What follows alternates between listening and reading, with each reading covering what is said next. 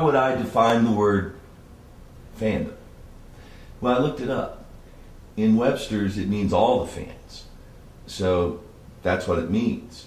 How would I define it? I think it's people who love what we're doing, love the characters, they care about them, and hopefully don't become obsessed, which is the root word fanatic.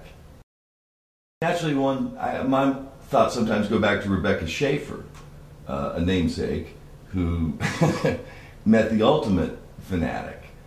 She was murdered in her apartment here in Los Angeles. So there are, as with anything, good and bad aspects of fandom. The good parts are just how people care about your work. And the bad parts are when people become obsessed with it. So for me, it's been a mostly positive experience all the time. I played tour guide. I didn't know I was going to be a tour guide. It was a press deal. Anyway, it was great. You know, at a certain point, you stop talking about the show, and then you just and your character, and you know what's happening with that, and you just begin to relate to people, person to person. You know, Bobby Ray SHAFER. They get to know Bobby Ray SHAFER. I talk to them about things besides. You know, there's only so much conversation that you can have about the show, and then you have to, you know, find something else to talk about. Recently I was on vacation and I was incognito wearing an office hat. And one thing I found when I wear the gear is that people do want to come up and talk to you about it because they're fans of the show.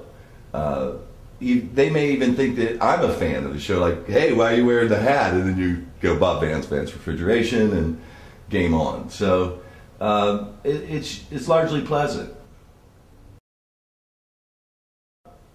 Well, it's changed the whole deal. And The Office, I think, is the first show to ever really maximize the interaction between the fans and the cast.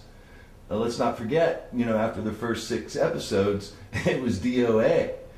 And then in the second season, it started to get this following, and the cast began to interact via MySpace and iTunes, and you know, I mean, the internet has allowed niche, they call it niche, TV shows. The Nielsen ratings are not so much what drives the show anymore.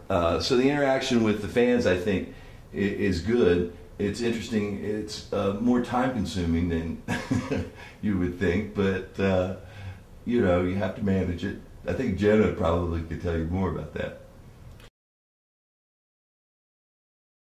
I think the fans make the videos because they love the show so much. I've seen a couple of them. They're fun. You know, there's some really talented editors out there.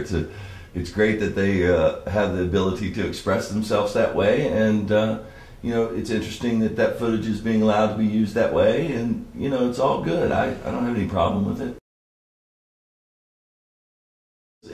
You know, the people who work, they know these characters. They know these archetypes. They work with them. You know, that's what I said to someone recently about the show. It's a comedy, but the fans, you know, love the soap opera of it. You know, so that's kind of the genius of it.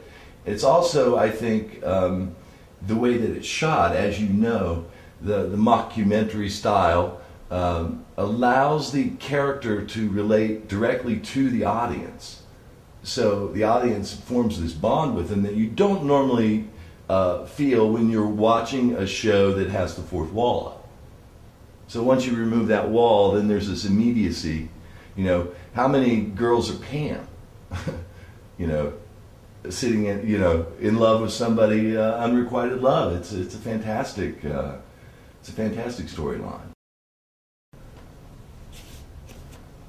Cool.